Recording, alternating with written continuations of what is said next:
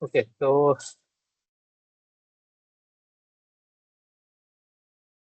welcome you all on this live session for the week 3 of the course of Introduction to Proteomics.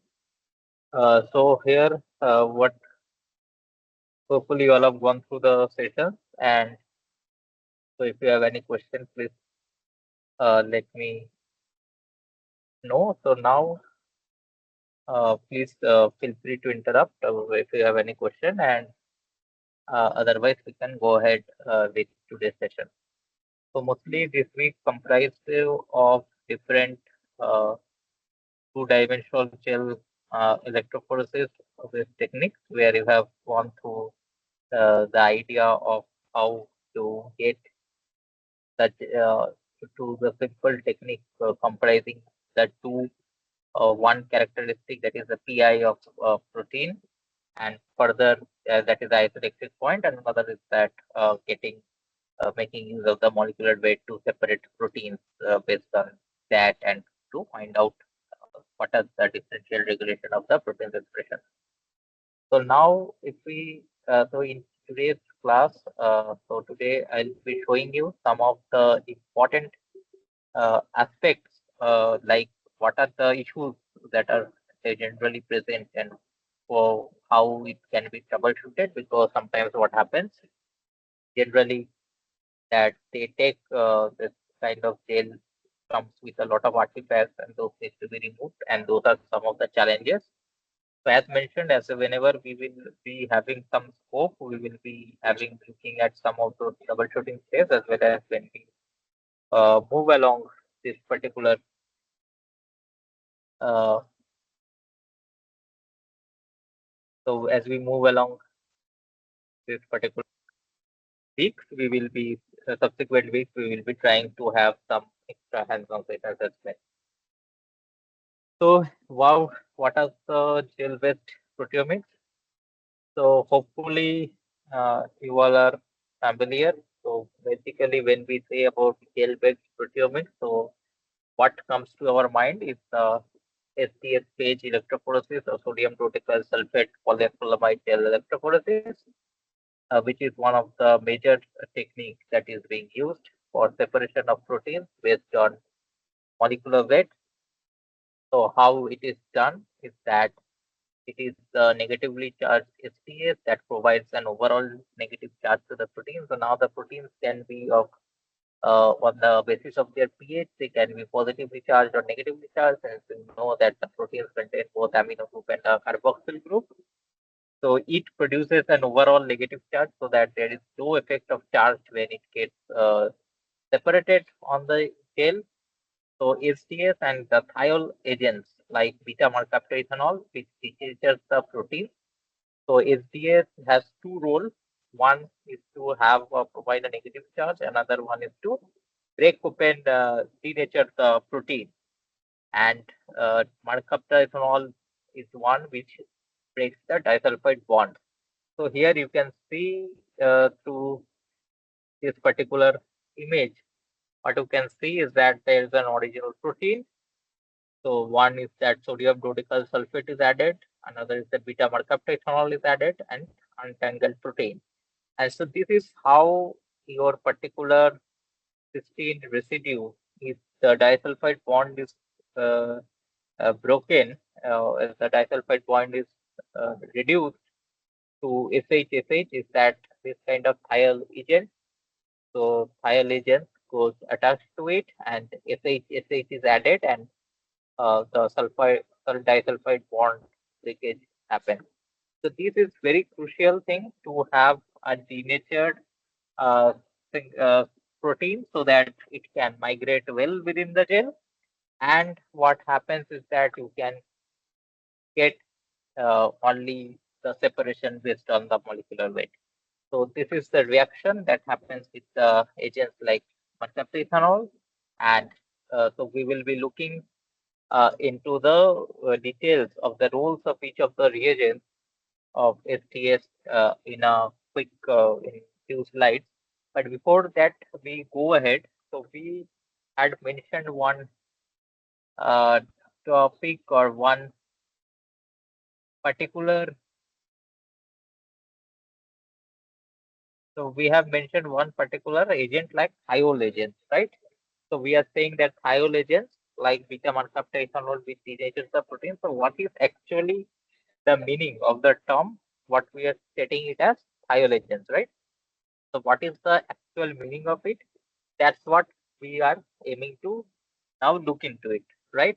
So we all are just getting understanding that we have okay, we have a thiol agent and we are getting reducing the disulfide bond and we have understood the reaction mechanism as well. But what is actually a thiol?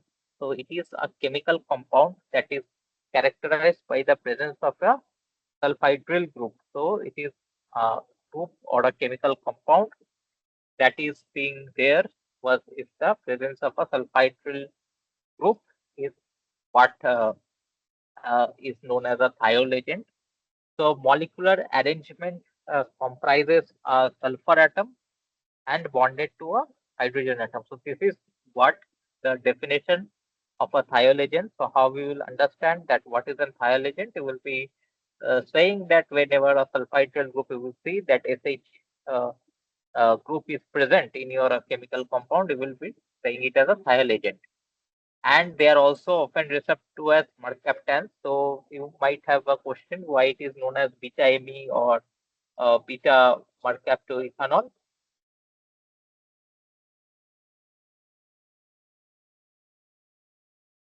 Yes. So you what uh, yeah. So what we are telling that so what you all are familiar that we know called beta ME or beta mercaptoethanol. So this is what it is known as that which is mercaptan word is there. But actually, what is the meaning of that word mercaptan, or why that term mercaptan came into in the literature? Is the because that it is because the ability to capture mercury compound. So having a sulfhydryl group that is an SH group in a particular chemical compound lead to have a uh, capture ability to capture this is the ability to capture or bind the mercury compound. So that's why the sulfhydryl group confers unique properties and reactive activities to the molecules. Okay, so this is very unique property, and this particular property present already helps to have a disulfide linkage and all those properties. Now, if I talk about uh, so just let me know if I am audible, right?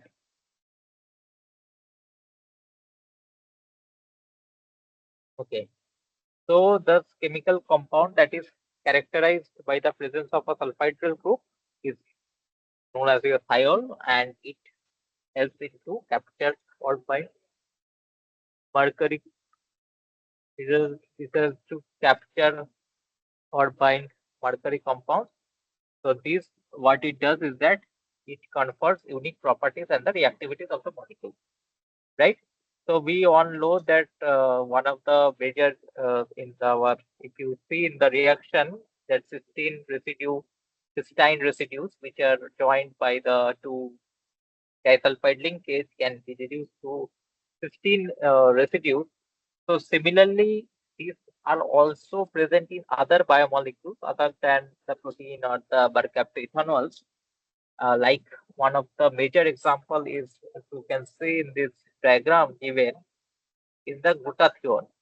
So since sulfhydryl group is one group which produces confers unique advantages to biomolecules, specifically in the reaction that it can donate electrons.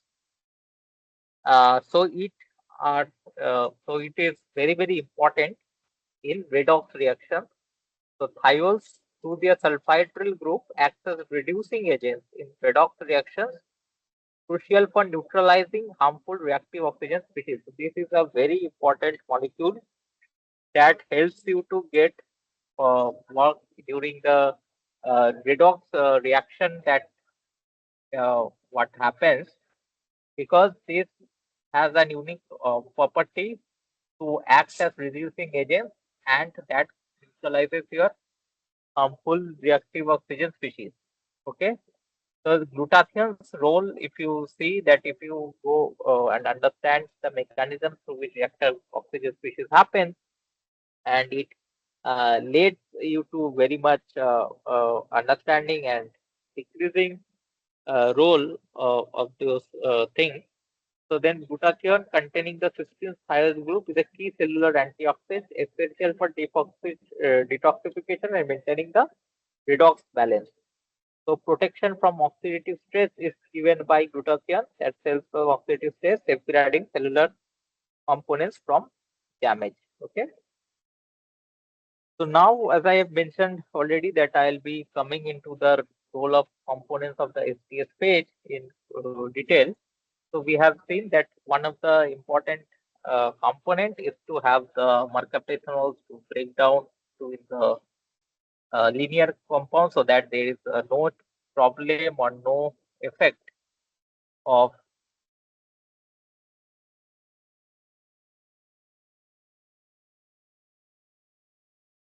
So there is no effect of, and HDS works as that it provides you the charge, and there is no such effect that it is linear, and there is no effect on that particular charge. It's only the molecular weight. So for that, the protein needs to be linear state, and all the bonds then should be denatured. So that's why we have got understanding the importance of thiol, and thiol is also very much important, plays an important role when it is working in the cells, specifically helping from the maintaining the redox state, redox reactions, maintaining the protecting the cells from oxidative stress by becoming a reducing agent. Now the role of components of each of the STS page, if we talk about whenever we start making it. So acrylamide, which helps you to give the matrix. This acrylamide cross-linking, and this only leads you to the having your proper understanding that on the basis of the, so this acts as a, if I can write to you for in a detailed manner, that it acts as a molecular sieve or force for proteins to pass, right? So this is on the percentage. So depends on the percentage of gel. So this depends on the application, that what is the percentage of the gel you prepare, 12%, 8% on the basis of the size of the proteins you are aiming to move ahead. If you be aiming, you are aiming to separate, is what leads you to the understanding of the acrylamide base acrylamide matrix. So now, what is the particular chemical that initiates the polymerization is ammonium persulfate or APS, and TIMIT is one which it catalyzes the formation of free radicals from ammonium persulfate. So this is TIMIT is nothing but a catalyst, right? So it is a catalyst that helps into understanding, and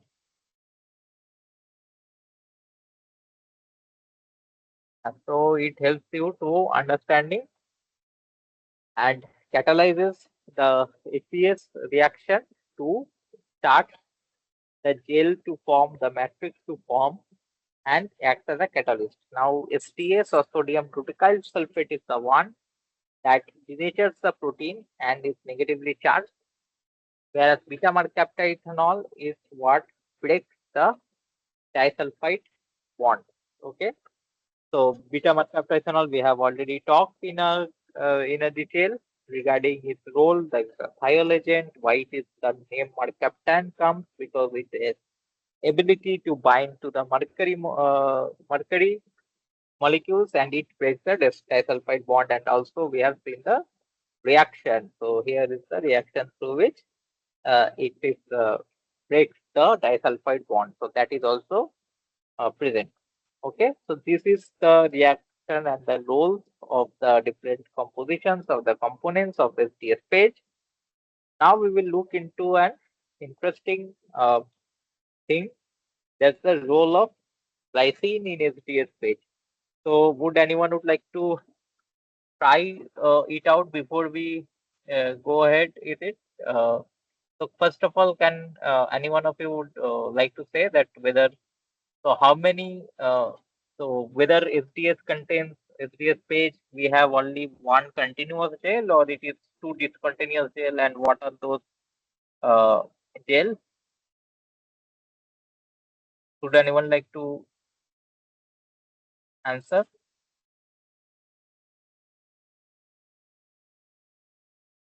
1 second. Hello. There's some issue. 1 second. Just give me a minute.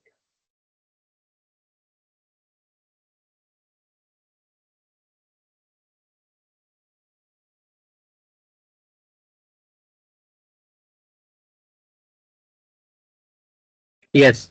Can you? Yeah. Now you are audible.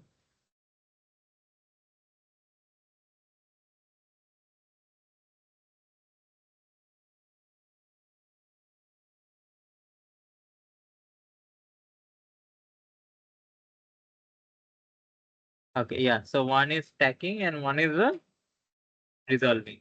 Correct. So now, can you say the difference between stacking gel and dissolving gel? What are the major differences?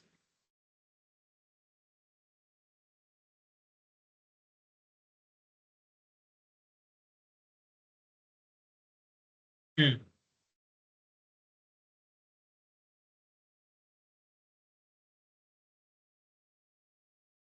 Percentage is different, right? Yes. So, what is the role of the why the pH are two different?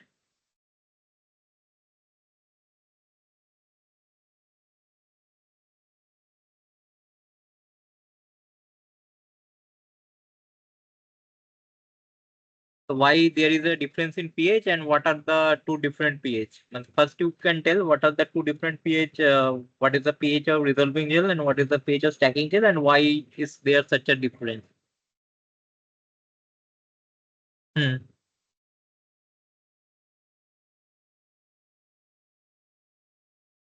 Stacking gel is 7.8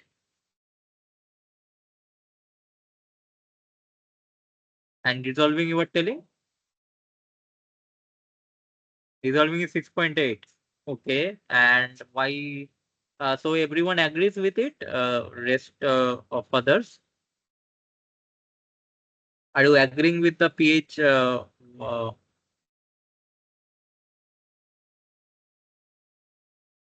okay, and why the difference? So that we will look into it. And why is the difference?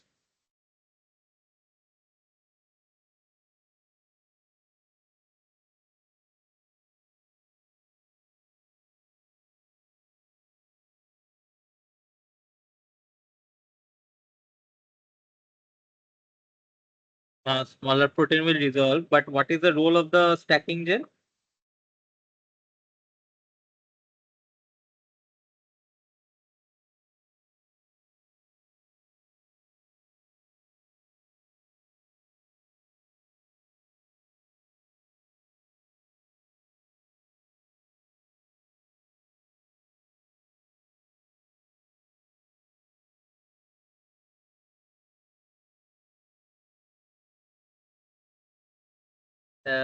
No, that's not the exact thing. So the major concept behind stacking gel is to stack all the proteins of any particular weight that comes in a one point and then the resolving starts so that we can get an idea, right?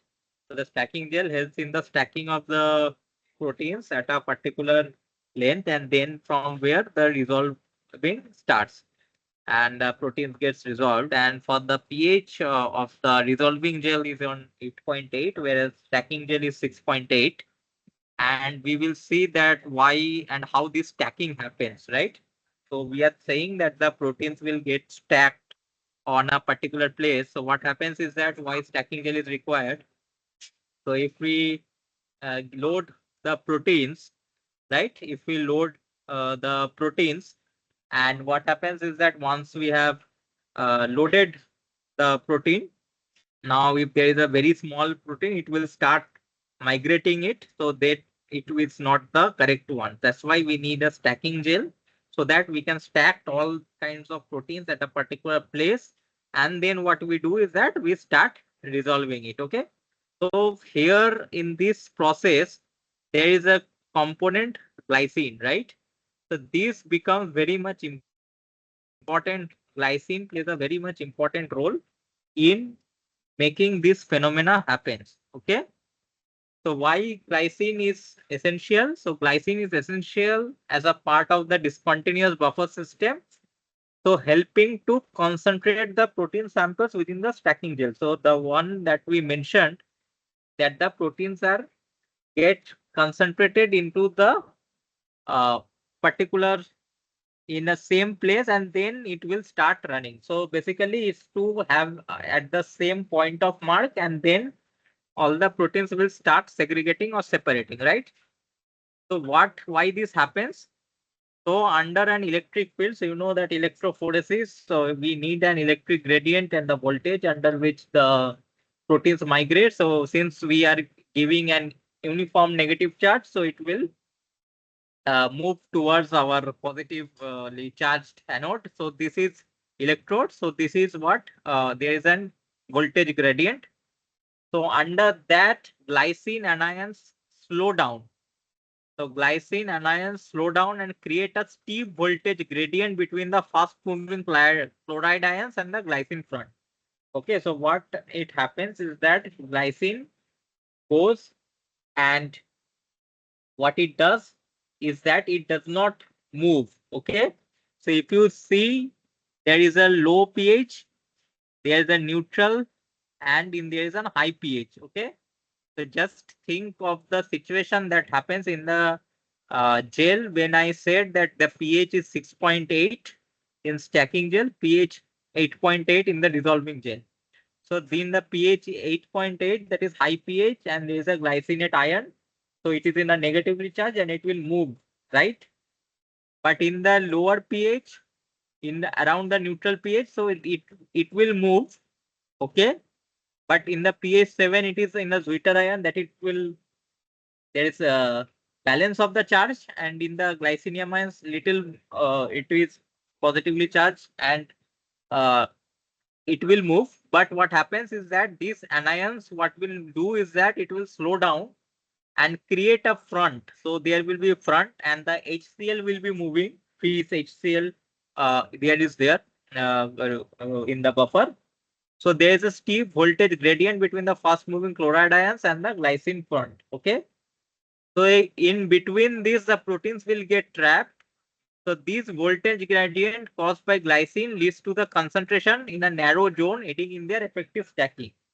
So this stacking that is happening, and why this pH changes. So in this, the glycine plays a huge role, which helps you to stack the proteins in a narrow zone.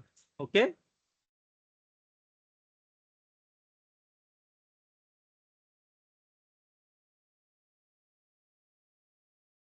So narrow in the narrow zone, the voltage gradient caused by the glycine, and it is leading to the concentration of the proteins, and it helps in the effective stacking. Okay. Now transition in the dissolving gel, what will happen is that in the dissolving gel, glycine ions becomes fully negatively charged. As I have mentioned here, in the high pH, you can see that the glycine ions become fully negatively charged, moving along with the chloride ions towards the anode, ensuring precise protein separation. Okay. So that's why there is a discontinuous buffer system, and there are two different pH used. One is your pH 8.8 and another is the pH 6.8. So that the voltage gradient that are caused by the glycine ions and the chloride front leads you to the stacking of the entire proteins on that particular front. And then when in the high pH, the scenario completes change. The glycine ions becomes anions will move towards the anode along with the chloride ions, and it will ensure the protein separation. So the strategic use of the glycine in the stacking gel enables the efficient separation and resolution of proteins based on their molecular weight. So there, since all the proteins will be stacked and will move into the dissolving gel at the same time, so it will be efficiently resolved the only on the basis of the molecular weight and no other effect will be there. Okay. So understood. So this is very, very important for us to understand. So this is the scenario of the low pH, and then when we are getting high pH, and then finally when we are going to have the glycinate ion. Okay. So is it clear for everyone to for your understanding that what is the role of what is the pH to pH there? So now would you like to try Bhaswati, I guess, right?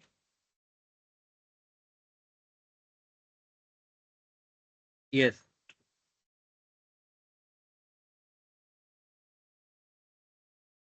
No, for not for the pH changing, for stacking. pH, so in the buffer we are using that pH. We are making the buffer in that way. One is having pH 8.8 and one is having pH 6.8. Okay.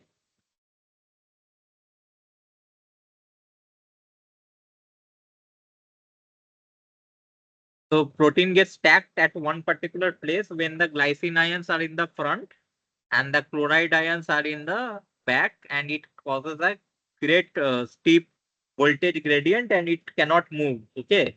So once the glycine ions make the front and the proteins are stacked there, and when the glycine enters the high pH 8.8, then it will start efficiently moving towards the particular uh, electrode anode with the chloride ions, and then the proteins will separate.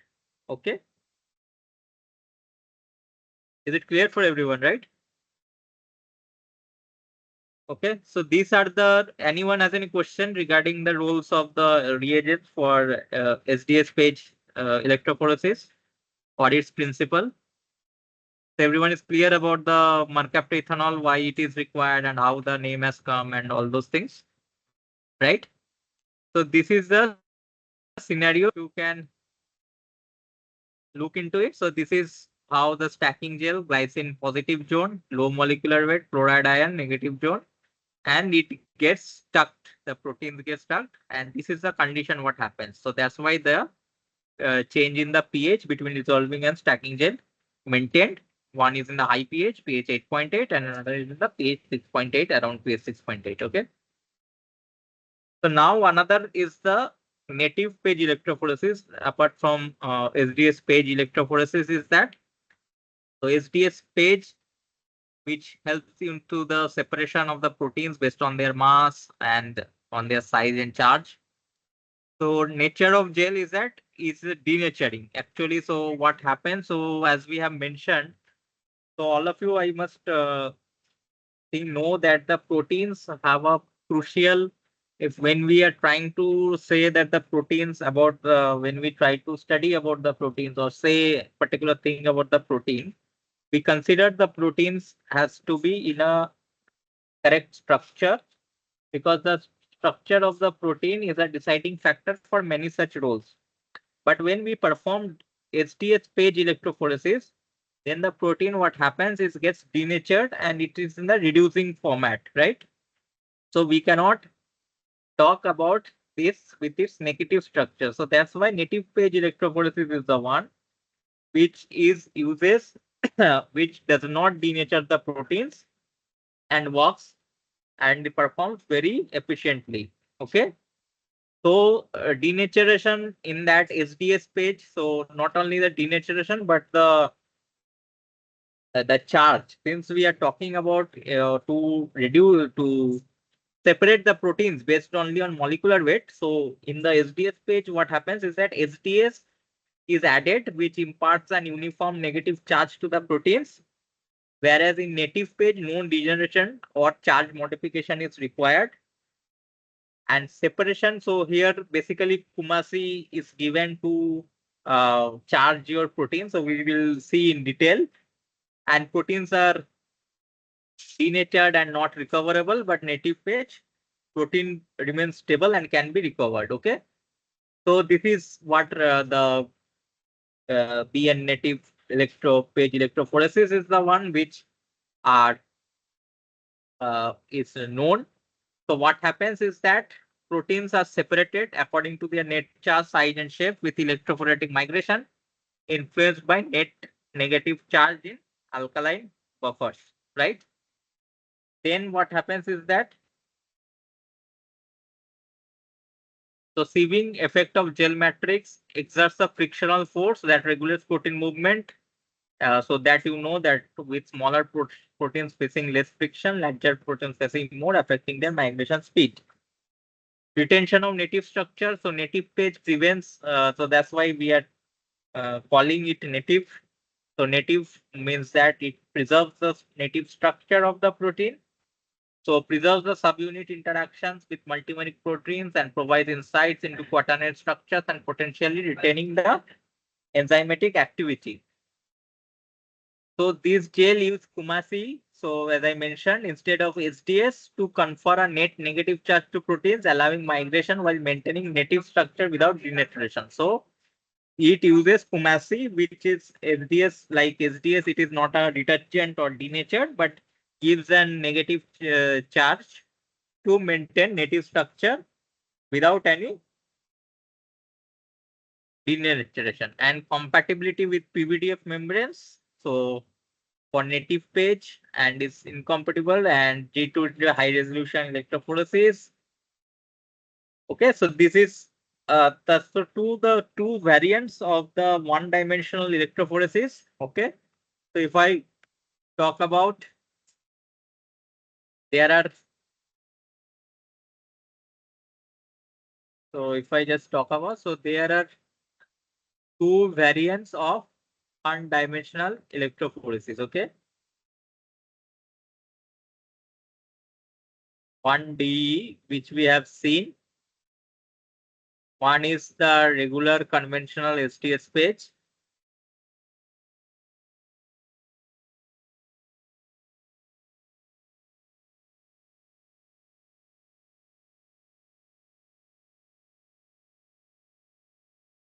So one is containing our conventional SDS page, right? So which denatures the proteins.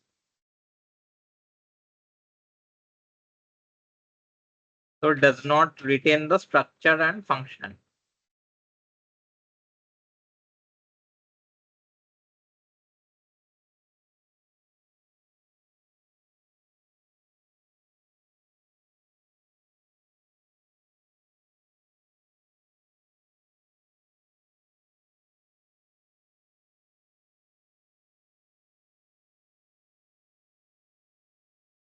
Okay, and another is a BN page or native page. So BN means blue native page because of,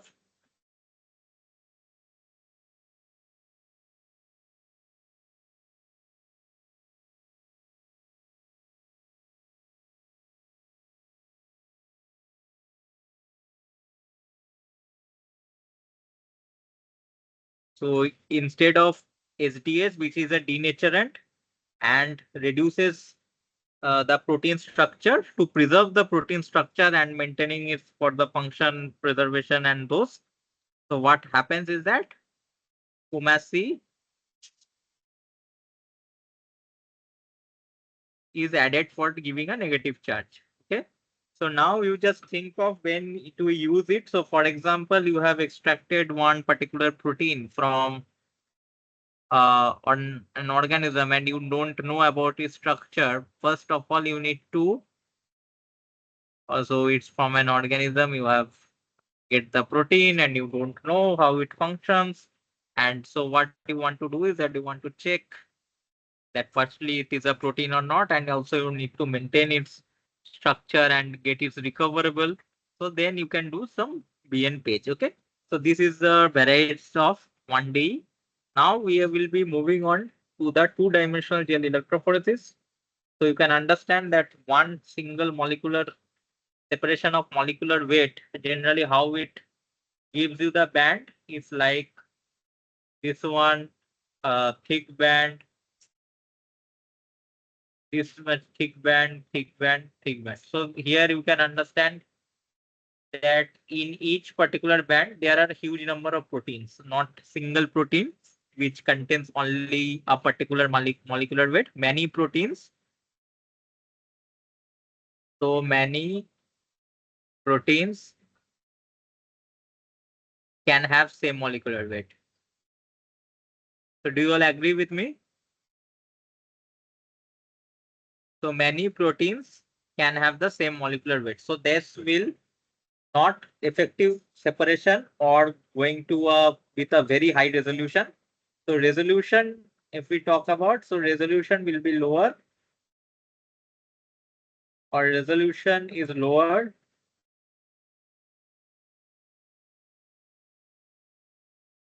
when we are using just one dimensional gel, right? So the resolution is quite lower. So that's why for increasing the resolution and having an effective gradient, so what we are trying to do is that we are having two-dimensional electrophoresis. Okay, two-dimensional means, so one dimensional molecular weight, another dimensional is separation on the basis of that isoelectric point. So would anyone would like to talk about isoelectric point? So what is an isoelectric point? Anyone? What is isoelectric point and why it is important?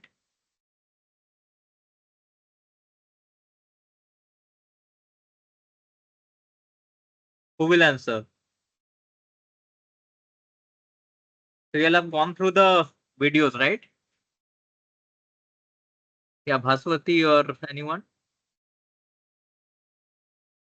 So what is an isoelectric point?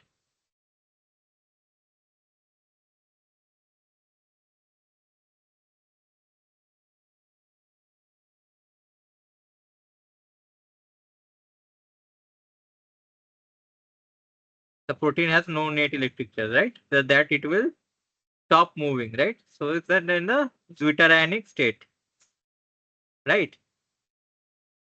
So what is that point? Is that isoelectric point? So why it is important is that if we can separate first of all the protein on the basis of their in a pH gradient, if we separate, then that particular some particular proteins will be separated on their basis of their isoelectric point, right? At a particular pH, there will be changes, and once their pH are get they will stop moving. If we place that strip, IPG strip, you can see here on the top of the molecular weight on the top of the SDS page, and then what we do is that we start the migration separation on the basis of the molecular weight.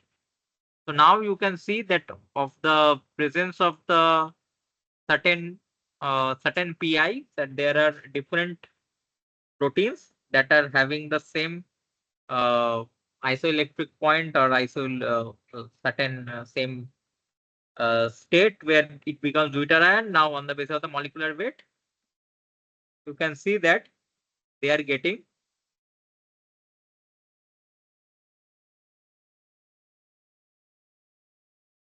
so see that they are getting separated, right? So this gives you an improved resolution. So more acidic, more basic, and then there's a separation. So it gives you an improved resolution, improved coverage, improved understanding of the proteins. So when you are comparing between your two states, that can be a control and disease state or any type of those things. So to have a improved resolution, improved coverage in the gel-based techniques, then what it is generally done or preferred to have a two-dimensional electrophoresis rather than the single dimensional electrophoresis where you are just going ahead with the particular uh, molecular weight. Okay, so this is the principle of two-dimensional gel electrophoresis, but we now would be looking into much more detail about the how this what is the workflow, exact workflow done, what are the steps required, what are the reagents required, how it is done, and all those things. So the two-step separation process, if we talk about, so the two-step separation process. So first dimension is known as isoelectric focusing or IEF. Okay, so the first step, sorry, so the first step or the first dimension is known as isoelectric focusing. So this separates the proteins based on their isoelectric points, right? Second dimension or SDS page is that which separates the proteins based on their molecular weight. So one first dimension is that which is used for separating proteins based on their isoelectric points, whereas the second dimension is that which separates the proteins based on their molecular weight. So 2D provides the detailed information on protein properties, including your isoelectric points, molecular weights, and PTMs or post-translational modification. And it is used in whole proteome analysis, biomarker detection, drug discovery, studying protein identification. So, for instance, if you want to identify a particular target that is being upregulated in a disease state so that you can design a drug against that particular protein, or if you have treated your particular bio samples with a particular drug, and then you are trying to find out that whether that particular marker or particular what is the changes in your proteome level. So then 2D or two-dimensional electrophoresis are quite useful and quite familiar to get to it. So the basically this is giving you an help and analysis without using a very high throughput techniques, which in the later section of the course you would be going through, and where we would be looking at the high throughput techniques and technologies and how we can get the whole understanding of the whole proteome, but also to the application of the which is used in the whole proteome analysis and then biomarker. Without going for those analysis, so these gel based are also very much useful for different applications that you can do, that we will talk about when we will be talking in the next week regarding the DIGE or the differential in gel electrophoresis, where we will be talking about that various applications in the industry and a lab where it is used before going into the other technology based instruments. Now for the sample preparation, so it is very critical. So that in the later in the near the end section of today's session, we would be seeing that what is the role of the sample preparation and reagents that can really hamper your process of the 2D separation and not let you to go for a successful 2D separation 2D gel for you to analyze and achieve the accurate result what you are aiming for. Okay, so this is very much critical for successful 2D separation, and this sample preparation ensures that the proteins are in the correct physicochemical state, achieving complete solubilization, disaggregation, denaturation, and reduction. Okay, so these are very important steps that are required.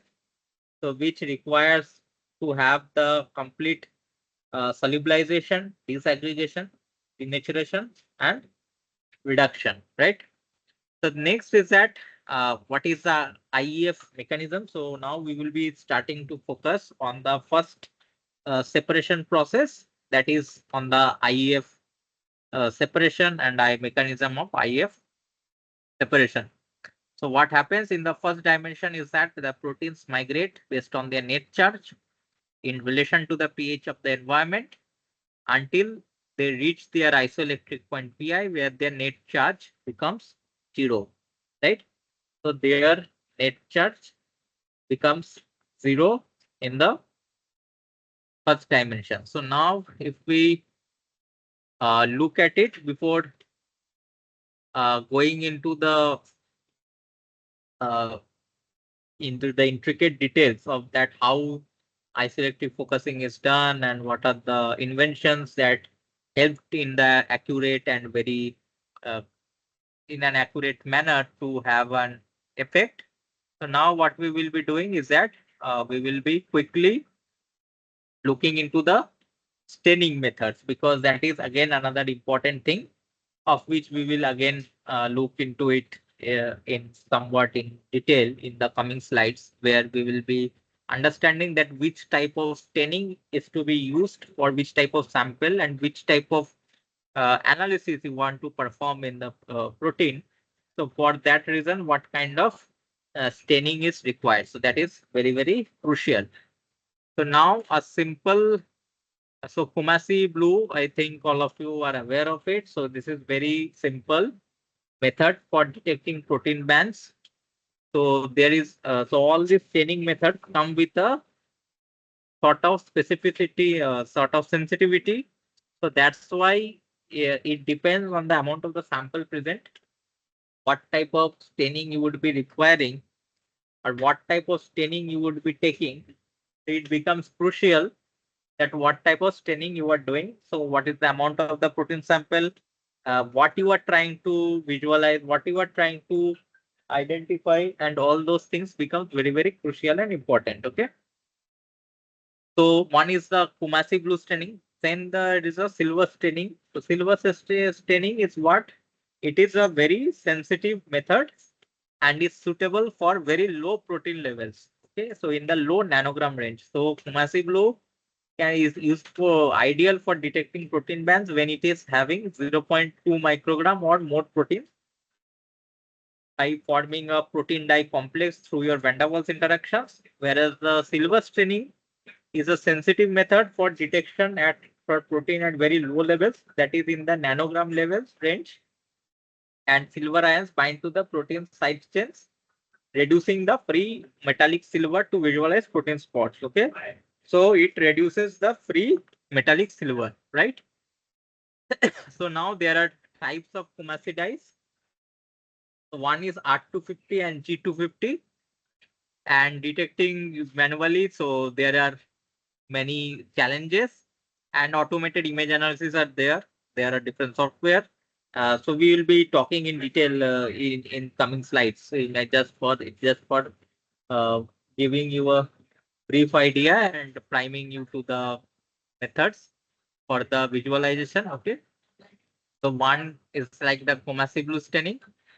Second is a silver staining, but it depends on the concentration of the protein bands. Okay. So there are different types of Kumasi dyes, so which we'll be looking into it. Now, on the concept of the IEF technique. So now just uh, be little bit more focused. Okay, so the major goal here is to, in as I mentioned, that we will be now looking into the details of each step or the separation. So now isoelectric focusing, we are talking about that we are having a pH gradient and then we are separating the proteins on the basis of their PI and then we are getting it. But how to do that? So that was a challenge because of the pH gradient and then finally taking that those proteins further into when we are taking back into the SDS page. Sorry. And when we are doing that, so that was an issue until the invention of the IPG strips, right? So IPG strips stands for immobilized pH gradient strips. Okay, so please pay a little bit attention to it. So these were invented by Professor Peter Gogg, which so this helped quite a bit of advancements in this kind of protein separation by improving the isoelectric focusing techniques. Okay, so these kind of strips, IPG strips, played a huge role to improve the isoelectric focusing technique. So these are kind of, so here you can see these are kind of plastic strips having a pH range from 3 to 10 or 7 to 14 on the basis of what are your pH range you are trying to work upon, work around. So this is what generally it is present. Okay. So now purpose of IPG strips, if we look up about, so this IPG strips provides a stable and reproducible pH gradient for the first dimension of 2D, allowing precise separation of proteins based on their isoelectric points, right? So these IPG strips provide a stable and reproducible. So these IPG strips provide a stable and reproducible pH gradient for the first dimension of the 2D, allowing precise separation for their PI, and then which we can easily remove and can place it on the SDS page and can be used for separation on the gel. Okay. So this led to the advancement of the field uh, very much. So these IPG strips come in various pH ranges, as I have already mentioned, like 3 to 10, 4 to 7. So it enables you the targeted separation of the proteins within, sorry, within specific PI ranges, which helps you to give for more focused analysis, right? So now there are enhanced resolution and reproducibility. So these IPG strips offer your better resolution and reproducibility when compared to traditional carrier amphylite based methods. So before your IPG strips or the invention or the uh, very widely popularly used IPG strips, there were amphylite based methods. So basically what amphylite does is that the amphylite also creates the gradient, because the ampholytes, if you understand that, it causes the pH gradient, and not that basis of that pH gradient your protein used to separate. But when these plastic strips or the immobilized pH gradient strips were invented, so this helped to have a better accuracy, better handling, and better separation and resolution for your particular proteins. Okay. So this is compatible with high throughput analysis, and these are very much compatible with your automated high throughput systems, facilitating large scale proteomics studies and improving efficiency in protein separation workflows. So that's why I try to emphasize on to the particular strips. These are the IPG strips, of which I think if you are so I think all of you have got notice also, like all of you have got a mail, received a mail also, that there will be a live session as well with the instructor, where you can see those kind of IPG strips that are generally used for your separation of those proteins, and how it is helping further. So this was the major advancement in this uh, technique, which from the ampholyte based thing to the going to the particular uh, IPG strips, and that improve the resolution and better reproducibility of the protein separation. So now there is one uh, workflow that needs to be done. So you cannot put the proteins directly, the samples directly on the isoelectric focusing, that is for isoelectric focusing on the IPG strips, right? So what it is done is that we need to rehydrate the IPG strips with the protein sample and perform your IEF, isoelectric, to separate proteins by their isoelectric points. Now there are different rehydration steps. One is the passive rehydration, that you will keep overnight or sometime, and it will happen without any voltage gradient. And active rehydration is that which happens with your voltage gradient. Okay. So this procedure is known as your rehydration steps. Okay. So keep remember the steps name. So in the 2D workflow, when we are trying to separate and perform isoelectric focusing, so what we need to do is that we need to rehydrate our IPG strip with the protein samples, and this helps to perform isoelectric focusing. to separate the proteins by their isoelectric coils. Now, two methods that can be employed. One is passive rehydration, that is without the voltage, and another is the reactive rehydration with the voltage, right? And there are use of mineral oil on the rehydrated tips. Now the another step. So now equilibration is to be performed where IPG strips will be placed on the SDS containing buffer with reducing and alkylating agents.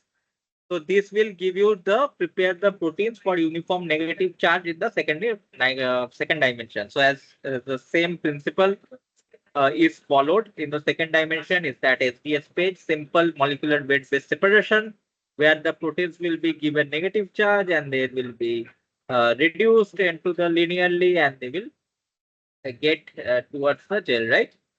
So what happens is now that we are getting the equilibrating our IPG strips and SDS containing buffer and with reducing and alkylating agents. So this is the step of equilibration.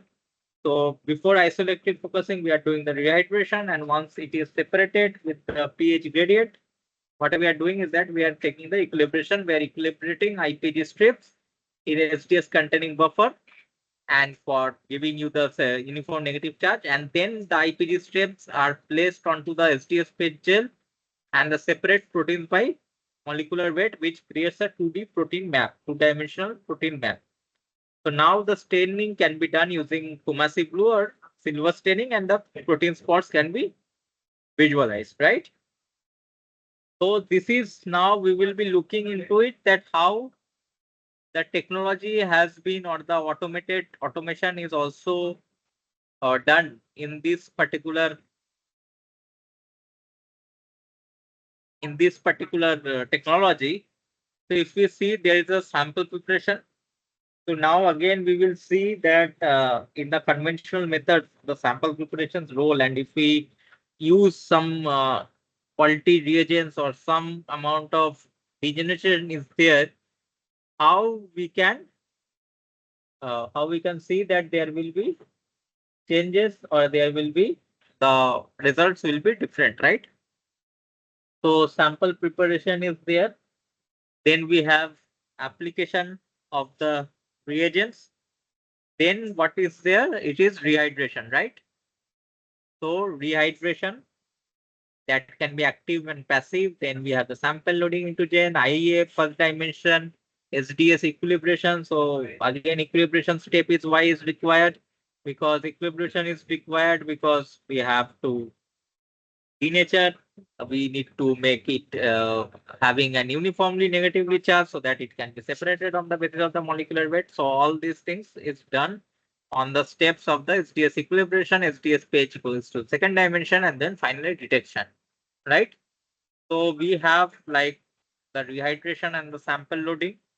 First dimension isoelectric focusing, equilibration, second dimension SDS page. So all these four things are there into the place. Now, conventional method, what happens is that in the conventional method, so this rehydration and the sample loading takes minimum of 8 hours. Okay.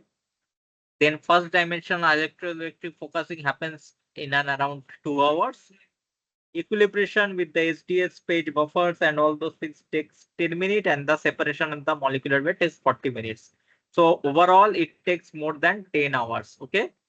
So overall, what happens is that it takes, if you want to do in a conventional method using IPG strips and all, if you want to perform an two-dimensional electrophoresis, so it takes about more than 10 hours. So now these kind of automated technologies or automated devices have come into picture and have come into the market to ease this process, to automate this process. So it takes max to max 1 hour with the steps reducing from 8 hours to 13 minutes, 2 hours to 17 minutes, 10 minutes to 3 minutes, and 33 minutes for SDS page. Okay. So you can go to the link mentioned here to have an understanding of the automated 2D gel electrophoresis device. Okay. So this documentation it plays a provides a very good understanding that how this automation is again further reducing the time. So you can see that from 10 hours to 1/10 of the time is reduced to only 1 hour, where the steps remains almost the same. So the focusing, so that's where these come into the action that still now 2D electrophoresis is very much widely used by researchers and for different industry people for various reasons, for various applications.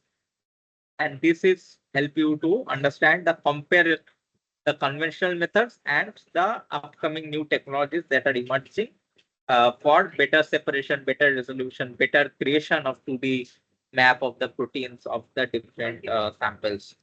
Okay, so this is one of the improvements in the technologies that are happening, among which the I've already mentioned the IPG strips, which was developed way back, was very crucial for making it very much robust and reproducible, right?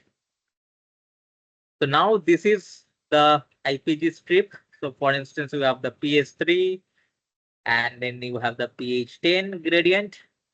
So this is the protein A's isoelectric point. This is protein B's isoelectric point. And you can see that though they have the same molecular weight. So again, so just try to understand now. So from what I was talking about. So here, so understand consider this is the kind of the situation where you have these two bands which contains many proteins, among which there are two proteins having the same molecular weight as it is mentioned here, right? The two proteins have the same molecular weight. So if you have the two proteins that is having your particular same molecular weight, so these in the single dimension separation, if we talk about the single dimension separation, then what would happen is that the two proteins would be present here only. But since we had used one more separation using their isoelectric point, since these two proteins have the same isoelectric gradient and same different isoelectric points and different gradients, so having the same molecular weight also gives you at two different spots. So in a way, you are able to resolve your protein. So which one dimensional was not able to was would not have been possible to get a particular separation. But what happened with adding one particular another particular dimension is that you are able to separate the same molecular weight protein to two different spots that obviously you can go and try to compare with other particular proteins, right? So now what we can see that the pH, so this is again given in a better manner for your understanding. So the low pH protein is positively charged, high pH protein is negatively charged. Protein starts to migrate towards this isoelectric point, and isoelectric point, for instance, the pH equals to 6.5, the protein has no net charge and does not migrate, since there will be the balance in between the positive and the negative charge of the proteins. So they will just not migrate any further. They will go ahead and stay in that particular position. Now you can ask that there are proteins, there can be. So we have seen an example where the protein is containing the same molecular weight, but because of the change in the isoelectric point, we are getting the separate proteins, right?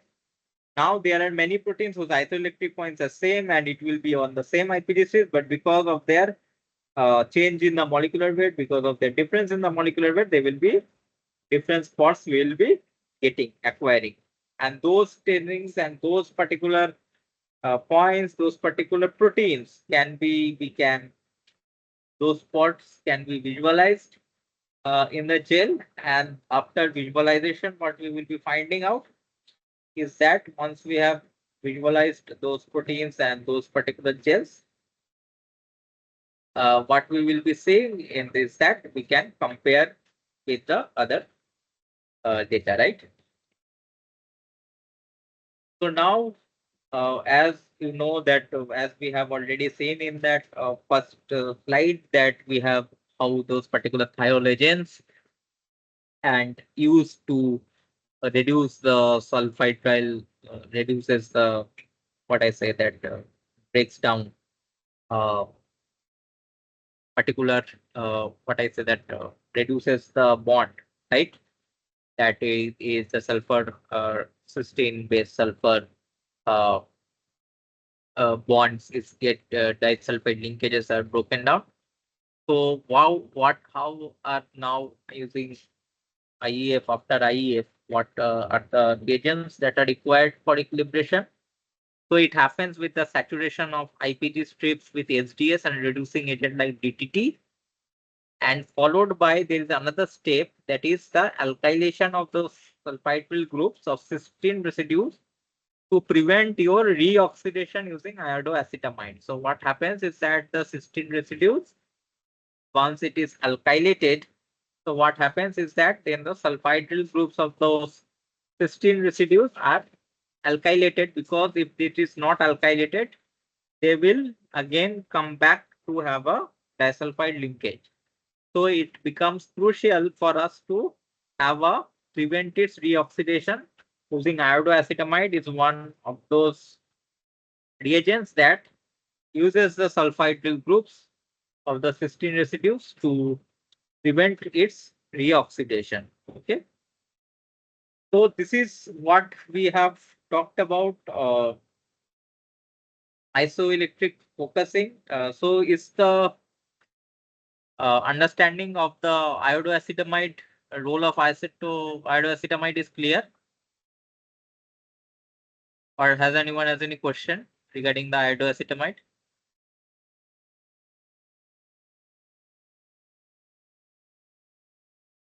Yes. So will anyone would like to tell that how iodoacetamide is helping, or what will happen without the iodoacetamide?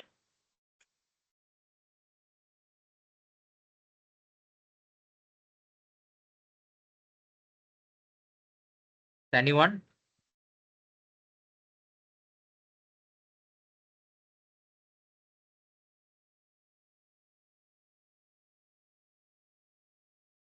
Okay.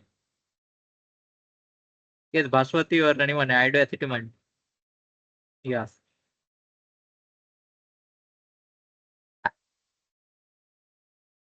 So you didn't understood. So please let me know if you are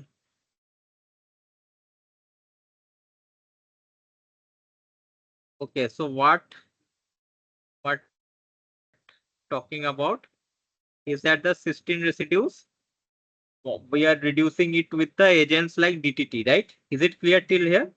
So we are reducing the SH SS2 SH, right, to the sulfhydryl group, and we are breaking the disulfide leakage. But what we are saying is that this disulfide linkage, once we have broken down, they can, so what we have reduced can be reoxidized and again get to the back to the disulfide linkage can be present. So for this reason, iodoacetamide, what it does is that it alkalites the open sulfhydryl groups, and this as what is that alkylation? That is a CH3. A CH3 when it gets attached to the sulfhydryl groups, then there remains no practical chance to again form the disulfide linkage. Okay, so I'll just uh, write in brief. So these again you will be reading when you will be doing the sample preparation for mass spectrometry proteomics. Then again you will come across these terms like alkylation, and is very important for us to understand. Okay. So what happens is that the sulfhydryl open ended. Okay. So the your particular disulfide bridge is opened down into and broken down, and the sulfhydryl chains are formed.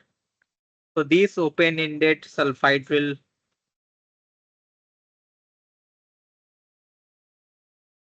hydryl groups will be, sorry, sulfhydryl groups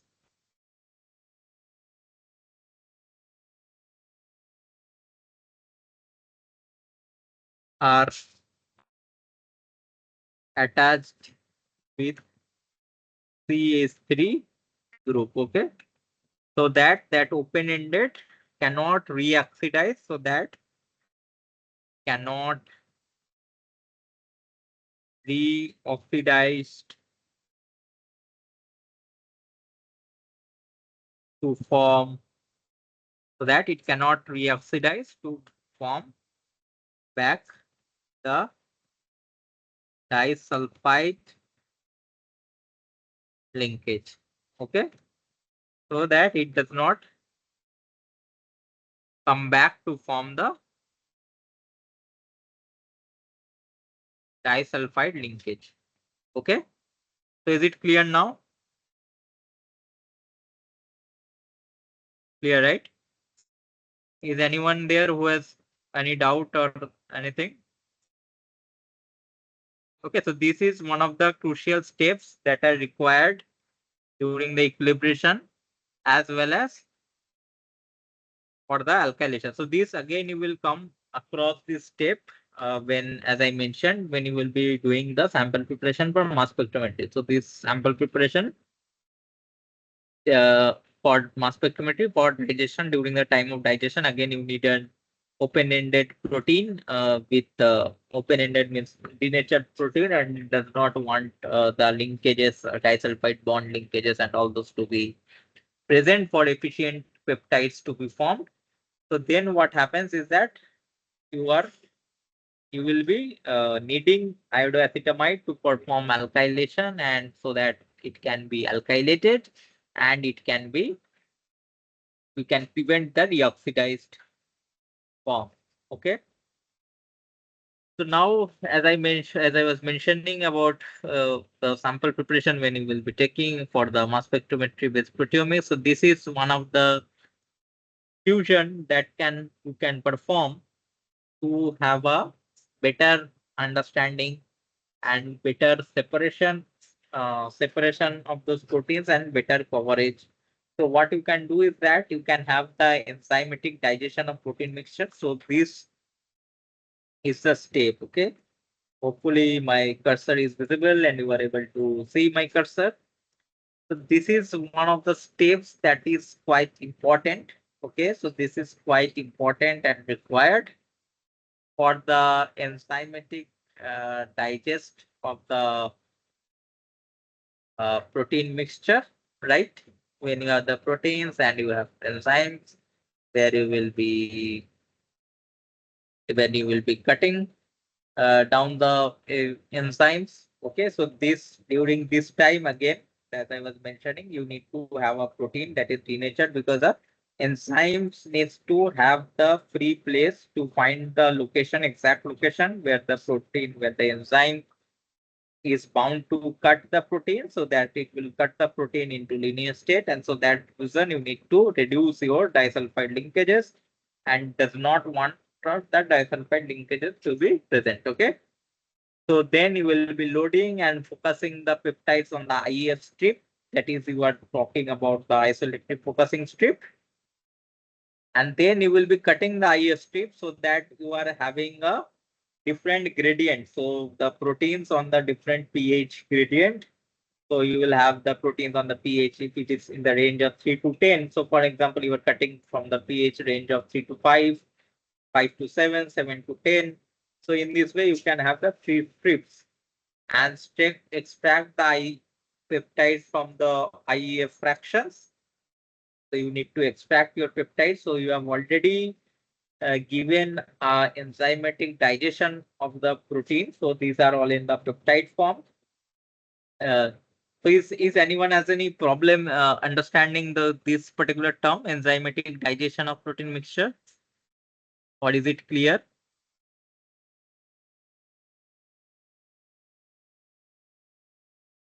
Everyone is clear with the term. So what are the different proteases we have talked about in the previous week? So remember serine proteases and those. So we need to have a good sample preparation. Once the protein is there, we need to protect it, right? So among which after we have got the protein, and if we want to get the in the whenever you are doing in the mass spectrometry with proteomics, you will be better understanding it. So we have different proteases that can cut specifically at a particular location of an amino acid. So do you know any one of those enzymes that cut specifically at a particular location? Any one of you? Any particular enzyme that you know that cuts specifically at protein's particular position? Trypsin, right? So where it cuts?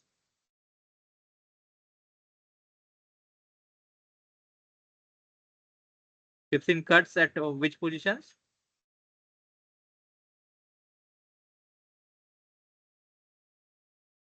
So this, okay, so you can check it out.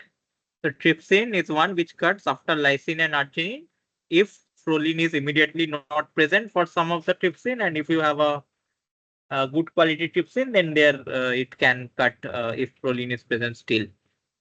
So what this enzymes does is that specific position of those particular amino acids, it cuts your particular protein, right? So this is what led you to the have a stretch of peptides. So the peptides are made into proteins, right? So you have the stretches of amino acids that makes up the linear polypeptide chain, which falls into a particular protein. And now what we are doing is that we are breaking down the protein, and then we will be analyzing the peptides to find out that from which protein it belongs to, right? So this is what basically is your bottom-up proteomics that will be looking into it in after some of the classes in this week. So there, what we are saying, this we have the protein has underwent and enzymatic digestion through any of these kind of proteases like trypsin. There is a chymotrypsin, there is a lyse. So all of these enzymes you can go and search. Okay, so these proteins have what they have done is that these proteins are going to break down your particular into particular peptides, and these peptides have been now not the exact protein has been performed isoelectric focusing, rather this peptides mixture has been done isoelectric focusing so that you can separate these peptides on the basis of their pi the isoelectric point, and then you can perform mass spec. Because what happens is that so that we can discuss more when we go into the mass spec based things. So that what happens is that when we have these particular peptides and particular peptides, and these can really mask down when we are doing in the mass spec. So for this, what happens is that we need to have a particular separate the peptides and uh, can try to find in the mass spec or this kind of technologies. So there, what happens is that we are uh, separating it so through IEF focusing so that there are we can get a better resolution of those peptides. Okay. So this is one of the examples where IEF or the gel-based techniques can be coupled with the high throughput techniques to get a better understanding of the proteome or the level proteome or the proteins from coming from a particular individuals. Okay, so this particular step it is there you will get enough chance and scope to understand as well as this one. So this is just an example to show you that how this two-dimensional this simple technique can also be coupled with high throughput techniques for you to get a better comprehensive results. Okay, so now we would be moving into it is the different kinds of staining techniques. Okay, so just look here. So there are different kinds of staining techniques. There are present. So as I mentioned that we will be looking into the staining techniques as well in detail. So one staining techniques that is being used like is the Kumasi blue staining, right? So as I mentioned that the Kumasi blue staining is one of the very efficient method of staining proteins and very widely used. But the problem is that this is will be able to detect protein bands only when it has zero point 0.2 microgram or more proteins. Okay. So this is one of the limitation which we need to keep in mind. This is the one of the limitation that we need to understand. So this Kumasi dye forms a protein dye complex. So how it performs protein dye complex? It performs protein dye complex through van der Waals interactions. And the G250 Kumasi dye is one of the most popularly used. So this is the one. Hopefully you are able to recognize through by the name and the color. So this is what we are talking about, right? The Kumasi blue. So I think all of you have seen other techniques. So another is the silver staining, right? So highly sensitive and non-ready method. Okay. So this is used for the low proteins. So silver staining and Kumasi blue. And these are binds to the protein side chains, which are reduced to the free metallic silver and then visualizes the proteins and the spots, right? So this gets reduced to the free silver when the silver staining is used with the proteins and then you are visualized.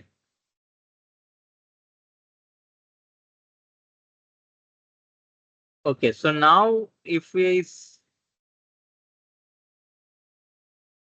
so Homasi blue is more quantitative, easier to use. Silver staining offers higher sensitivity for relatively low abundance protein. So now the question can come that which of the following staining will you used either Kumasi blue. So if for example not only the question but in the research uh, problem. So for example you are working in a lab and you are working with some organism, some unknown organism, and you have very after very kind of hard work you have got a protein which is a very low amount of quantity.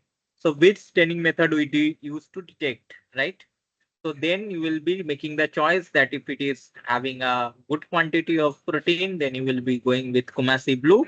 Otherwise, you will be going with the silver staining, right? So now there are different challenges. So now, have you any idea about other stainings like the Flamingo, Real, or Cipro Ruby methods?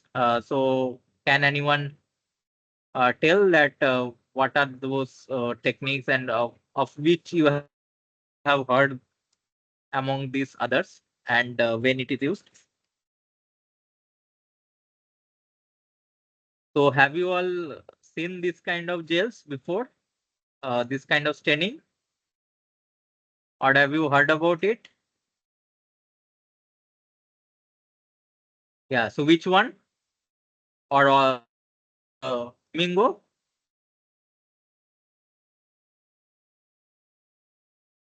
So which one have you heard of?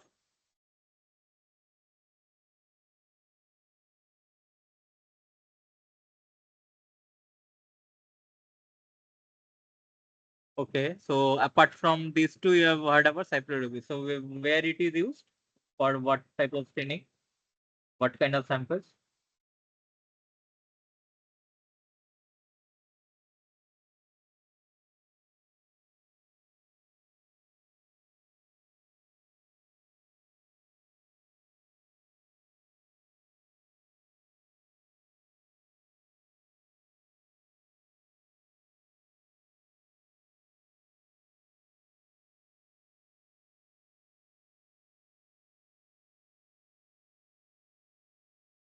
Okay. Any other thing you are aware of?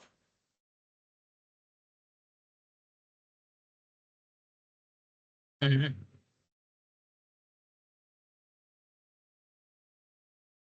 Mhm. Okay. So now let's see. So what is the sensitivity and when we can use the different kinds of staining techniques, right? So most common stain and which is also MS compatible. So MS here stands for mass spectrometry. So this is Kumasi blue, whose sensitivity lies in the 40 nanogram range, right? So you have to be very critical when you are choosing for any kind of particular sample, when you are choosing that which particular stain to use, then you need to be very critical in understanding that what is the sensitivity, that is at what is the minimum quantity, minimum amount of protein needs to be present in the sample for your particular stain to actually stain that sample, right? So Comasic glue is one which is, though it is very common and is used, and also we have mentioned and we have discussed the blue native phase, right, where Comasic glue is used to provide the negative charge and your separation of those proteins. So this is quite widely used and very popularly done, but its sensitivity lies around 40 nanogram. Then there is some biosafe Kumasi, which is again easily visualized and non-hazardous, and it is, but its sensitivity is also quite lower and than the normal Kumasi blue, and it is around 10 nanogram. Now silver stain's problem is that if you want to do perform high throughput experiment after the gel, that is you want to make it run in the mass spec as we have mentioned, so then the MS compatibility is an issue, but it is high sensitive. But if you want to do only gel based analysis and wants to get your data analyzed in the way we have talked about into the those things, so then the silver staining is a very good option. This is 1 nanogram. Then we have the silver stain plus, which is the MS compatible version of the silver stain. You can understand, and it is also very highly sensitive. It can detect 1 nanogram of protein. So, so Cipro Ruby is one which is again MS compatible, and it is linear over 3 orders of magnitude and having a high sensitivity of 1 nanogram. And Flamingo is again very much compatible and as well as having a very high sensitivity. So among all these, Flamingo has a greater sensitivity of, and it can detect as low as 0.5 nanogram of the proteins, right? So hopefully you are clear about this different, and if you want to, you can go back after the session and can look into further details about each of these 10, and you can now, I think you would be able to choose judiciously and critically that which particular stain needs to be done for your particular sample. Now, one thing that is very much important. So here there's a error in the name of the slide. It will be staining of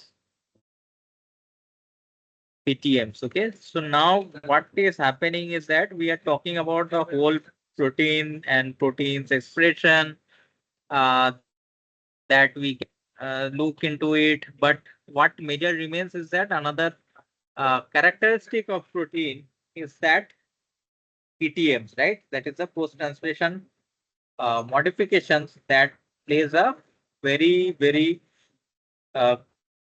crucial. What to say is that it plays a very sorry. So it plays a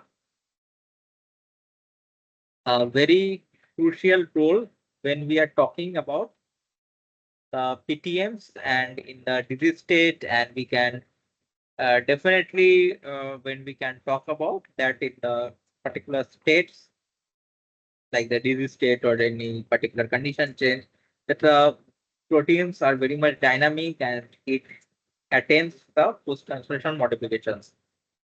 So specialized chains are available. So now if you want to detect not the only protein in its normal condition, rather you want to select the proteins which are having your particular PTMs, right? Which are having your PTMs that you want to detect the post-translation modifications after a certain condition or a disease condition or any condition you want to detect that whether your particular protein has undergone any PTM or not, there is a specific pattern of PTM or not. Then what you would be doing, such as phosphorylation and glycosylation, are one of the very important PTMs that generally occur in the protein. So these stains target specific modifications. So these allow the researchers to identify proteins with PTMs in the complex mixtures, right? So this stain, which is known as ProQ diamond, okay? So ProQ diamond is used for phosphoprotein staining. So if you want to find out the phosphorylation patterns in your two conditions that you were studying, so you will be using ProQ diamond stain, okay?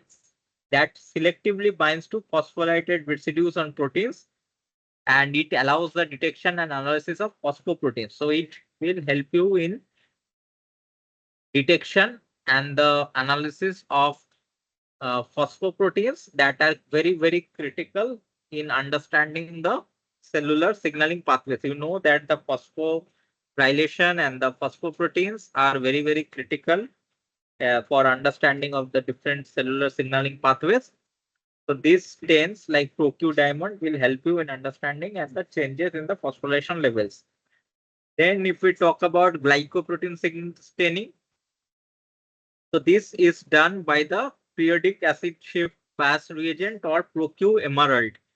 So this is to identify the glycosylated proteins by binding to the carbohydrate moieties. Okay, so if you know that in the glycosylation, what happens is that the carbohydrate moieties gets added to your protein, whereas during the phosphorylation, what happens is that you have those particular phosphor groups get attached to those particular serine, threonine, and tyrosine STY proteins. So here what happens is that so just think in this way that the proteins with modifications, if you want to detect only those target specific proteins, that needs to get bind to that particular modifications, because otherwise if it is a general one, then it can go and bind to any other protein and you won't be able to specifically target and attach to the proteins that are not going to be that are not phosphorately or that are not PTM are there, right? So glycoprotein specific stains such as periodic acid shift reagent or ProQ emerald are used to identify those glycosylated proteins that are binding to carbohydrate motifs, whereas phosphoprotein staining is being done through ProQ diamond.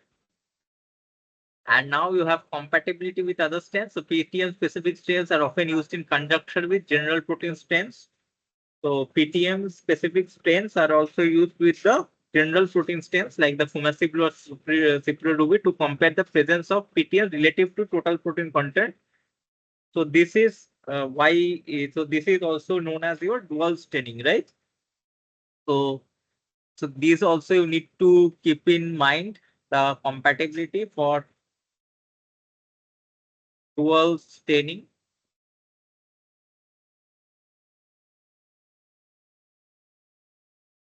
So why this kind of dual staining is required? Because these PTM specific stains are used in conjunction with general protein stains, and so these compare the presence of the PTMs relative to the total protein content and gives you a comprehensive view of those protein modifications, that in the total protein, what are those particular places that has given to the protein modifications. Okay.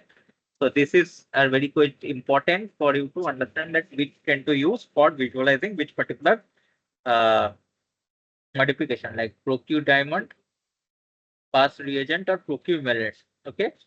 So this is essential in research areas like signal transduction, disease biomarker discovery, protein function studies. So detailed analysis of modification that uh, regulate your protein interactions. Okay. So these are quite important, and the stains. One is that for the general proteins, which are helping you to have particular sensitivity, and each sensitivity will lead you to the understand on the basis of the number of samples, on the amount of the samples you have, and what kind of stain you can use to have those particular sample stains, right? So now what we will be moving on to have to the PTMs like Tokyo Diamond, reagent, Tokyo Emerald. So you can go ahead and back and look for other stains as well for other PTMs like acetylation, ubiquitination, other whatever other modifications are there, and you can try to find out what stains are specific to those. So now the 2D gel analysis and how it is done. So you can see we have talked about different software for detection, right? So these are kind of the software interface where you get uh, the spots after you have done the gel. So you have done the selective focusing, rehydration, equilibration, uh, then SDS page, and then when you scan those gels, so these are the kind of spots that you can visualize because you can understand these are all the proteins present in an individual. And what happens is that all those proteins are separated, and this is how the gel looks, and you will have the detect the spots, and there are different meanings to the smoothing, minimum area, or the saliency, etc. So now these gels are there, right? Now, if you have, for instance, there are 6 gels, so you can consider the first 3 gel to be control samples, the last 3 gels to be tested samples, right? So what I'm saying that so the 3 gels to be control samples and 3 gels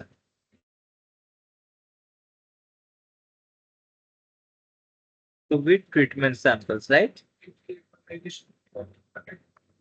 So 3 gels to be control samples and the 3 gels to be treatment samples. So now there is a concept of the gel alignment and the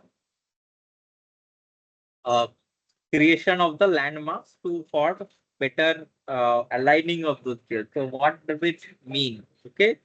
So what does this term mean? The alignment and those creation of the landmarks. So if we talk about landmarks, so these are specific protein spots on a 2D gel. So just try to understand that how you will be trying to visualize these gels and try to analyze the differences that you are observed after you have done all those sample preparation and all the steps of isolated focusing, then finally uh, separating it on molecular weight and all those things. So then what we are talking about is that we are having the landmarks, which are the specific protein spots on a 2D gel that are consistently observed across different gels or experiments. Then what we have that these proteins have known characteristics such as isoelectric points, molecular weights, which make them easily identifiable. So since all these are present across in all the gels, therefore it is quite obvious to talk about that. Okay, so these are consistently observed across your different gels or experiments, and these proteins have known characteristics such as isoelectric points and molecular weights, and this makes them easily identifiable. So alignment and comparison. So these landmarks, researchers can align different 2D gels accurately, right? So these landmarks are used further. So these landmarks, what is there, are being used very much. And then what happens is that researchers can align these 2D gels accurately. So this is crucial when you are comparing between different conditions like the treatments or time points. So basically, what does it? This kind of landmarks generally is that these are present across the six gels. So once these landmark proteins are identified and you can spot those landmarks, then you can align the gels so that all the proteins can be easily aligned. And then you can understand and compare different protein expression patterns, and you can have the understanding that how those proteins have changes when between different conditions, treatments, or time points. So these landmarks again help normalize. So this is very, very important. So these kind of gel alignment and those creation of landmarks on the perspective of data analysis and normalization across the different gels that reduces the variability and ensuring that differences in the protein spots are due to biological changes rather than the technical inconsistency. So this is very, very important. So you need to have a robust data normalization, and you want to have some uh, some reference points that will help you to understand that is consistent across the gels, and that will help you to get the references so that you can ensure better protein spots changes. And improved accuracy using landmarks enhances the accuracy of spot matching, allowing for more reliable identification and quantification of the protein spots. Then it facilitates the protein identification. Once landmarks are established, guide identification of by comparison, heading, and interpretation of 2D gel electrophoresis results. Okay, so these are those landmarks. Okay, so these are present. So as I mentioned, landmarks are present consistently across gels. So is there anyone who has not understood the meaning of the landmarks?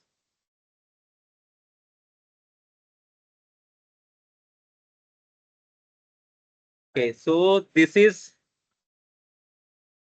so can you see these orange dots, right? Yes, so these you can see if this is three condition, one condition that is, for example, control, this you can take treatment, right? In all these things, you can see that these, among all these protein spots, there are some less, some strong, some can be due to biological variation, some can be due to technical variation. But these six places, these landmarks, they are present in each of these gel consistently. Okay. So you have to identify these spots which are present consistently across this. Now you can align these three according to the basis of the landmark. Okay. So you need to align this orange with this orange and this orange with this orange. So if there is certain shift also of the proteins, that will be shifted accordingly because you have the landmarks. Okay. So that will only lead you to the foundation where you can compare your protein concentration across your different samples. Okay. So these are just the guiding points for your gels to align, because the gel during the preparation and all those, there will be certain technical changes that will lead you to the proteins to be migrated differently. Okay. So that these guiding points help you to align and to normalize and to find the expression level changes between your proteins. So am I clear now?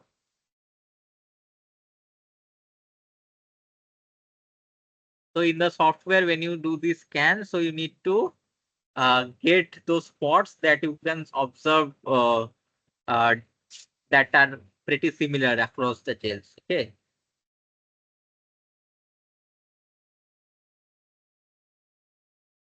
understood, right?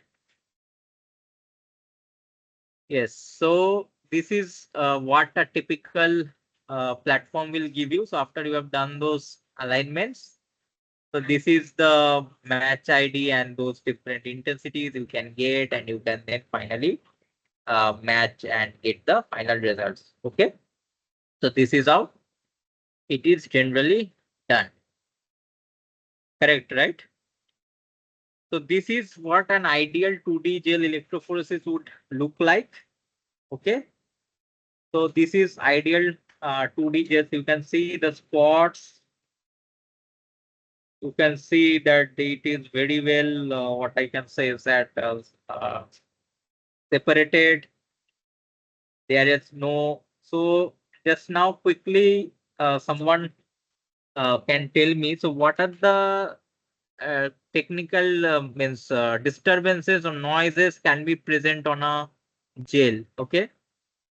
So I hope all of you are aware about agarose gel and HDS page, right? So in agarose gel, if your DNA, so if you get your DNA or RNA, if you run it and you get, so what kind of bands can be observed? Like this is a kind of a sharp band you can observe, right? Sharp band. Other what you can observe if your DNA smear, right? So this kind of smear you can observe.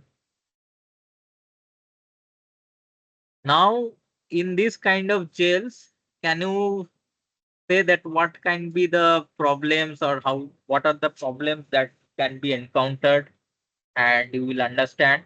And so what kind of things, what kind of characteristics can be observed. So my question is what kind of, like as you mentioned that the smear will be observed when you have a degraded DNA or RNA. So what kind of disturbances or noises, or not noises, that would be a bad term, disturbances or some kind of abnormalities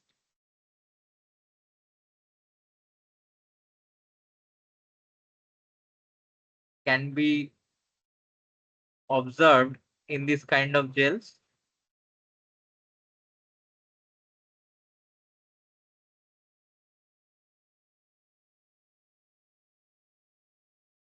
And that is one there that we cannot differentiate between those two spots. But what are the technical things that can arise? So have you heard of the term streaking? So there can be vertical streaking or horizontal streaking on the gels due to the presence of some impurities like urea. So for example, you want to, when you are denaturing the protein sample and there is presence of urea or salt, then you can have a vertical streaking or horizontal streaking in those gels that will lead to. So now we will see some of those examples, okay? And the causative agent. So why it is happening and how it is happening, okay?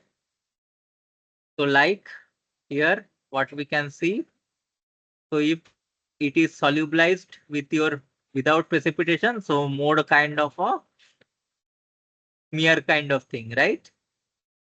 So this is, you can observe here like of a solubilization without your precipitation. So these are the artifacts that can be observed and what are the reasons for it. Okay. So this is your solubilization followed by precipitation with methanol. So this is for the TCA acetone extraction. Okay. So these are the impurities in urea or heated samples. So you can see this is the horizontal streaking, right?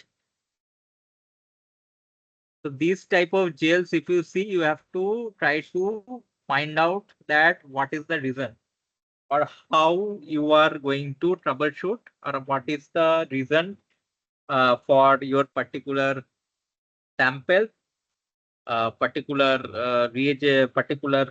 cause for this kind of gels. Okay. So here the timid is old and this kind of pattern is observed. Here trees is bad quality, so it is not getting resolved properly. So now if you overload with your abundant sample, you will get like these spots and others are masked. This is the crude sample. You can see that there is no resolved. Okay, so this is the abundant protein is removed. So this is the no salt, and when you have a salt, you can see the patterns.